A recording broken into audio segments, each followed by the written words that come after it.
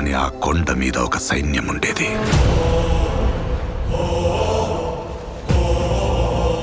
దేశం జల్లెడపట్టి రాజు తెచ్చుకున్న సైన్యం. కులం లేదు, మతం లేదు, భయం అసలే లేదు.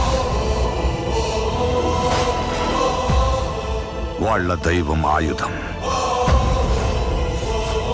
వాళ్ళ ఆయుధం ధైర్యం. రేంబగళ్ళు కొండ మీద నుంచి సముద్రాన్ని కావలి కాసేవాళ్ళు. శత్రువుల రక్తంతో 100 సార్లు ఎరుపెక్కిన ఈ సముద్రానికి సాక్ష్యంగా ఈ చోటు ఎర్ర సముద్రమయ్యింది.